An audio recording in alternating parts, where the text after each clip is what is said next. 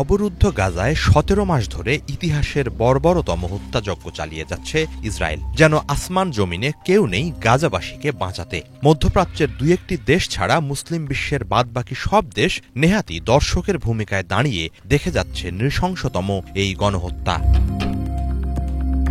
রাষ্ট্রগুলোর এ ব্যর্থতায় চুপ থাকতে না পেরে এবারে মুখ খুলেছেন মুসলিম বিশ্বের শীর্ষ আলেম ওলামারা। প্রথমবারের মতো জায়নবাদী ইসরায়েলের বিরুদ্ধে সম্মিলিতভাবে জিহাদের ডাক দিয়ে ফতোয়া জারি করেছেন তারা।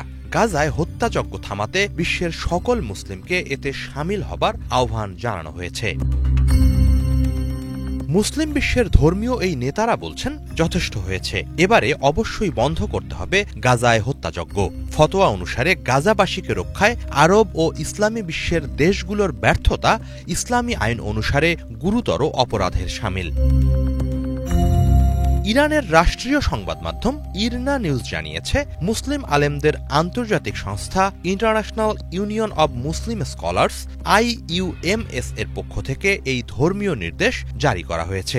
আলেমদের প্রতিনিধি হিসেবে IUMS এর মহাসচিব আলী আল কারাদাগি এটি ঘোষণা করেন। তাকে সমর্থন জানিয়েছেন আরও ১৪ জন বিজ্ঞ ইসলামী পণ্ডিত। কারাদাগি মধ্যপ্রাচ্যের সবচেয়ে সম্মানিত ধর্মীয় নেতাদের একজন। বিশ্বের ১৭০ কোটি সুন্নি মুসলমানের কাছে ব্যাপক গুরুত্ব বহন করে তার ফতোয়া বা ফরমানগুলো।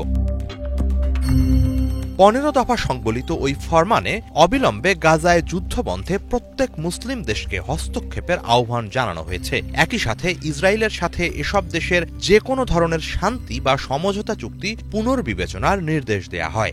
গাজা যুদ্ধবন্ধে মার্কিন প্রেসিডেন্ট ডোনাল্ড ট্রাম্পের ওপর সর্বোচ্চ চাপ তৈরি করতে যুক্তরাষ্ট্রের মুসলিমদের প্রতিও আহ্বান জানানো হয় এতে।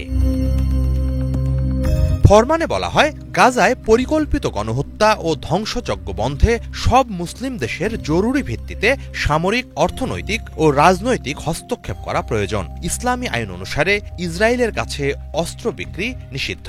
সুয়েজ খাল, বাব আল মান্দেব, হরমুজ প্রণালী সহ আন্তর্জাতিক বিভিন্ন জলপথ, সমুদ্র, আকাশ বা স্থলপথে কোনো কিছু পরিবহনে ইসরায়েলকে সহায়তাও নিষিদ্ধ। দখলদারদের বিরুদ্ধে সর্বাত্মক অবরোধ আরোপের নির্দেশ দেয়া হয় ফরমানে। ফরমান বা ফতোয়া এক ধরনের ইসলামী আইনি আদেশ। কোরআন ও হাদিসের আলোকে ধর্মীয় নেতারা এ আদেশ জারি করেন। এটি মেনে চলা বাধ্যতামূলক নয়। তবে গাজা যুদ্ধের এই পর্যায়ে ইসলামী পণ্ডিতদের এই ফতোয়া জারির বিষয়টি মুসলিম বিশ্বের কাছে বিশেষ তাৎপর্যের। এটি নতুন করে প্রত্যেক মুসলিমের যার যার নৈতিক ও মানবিক অবস্থান পুনর্বিবেচনার বার্তা। হিজল জোবায়ের, বাংলাভিশন।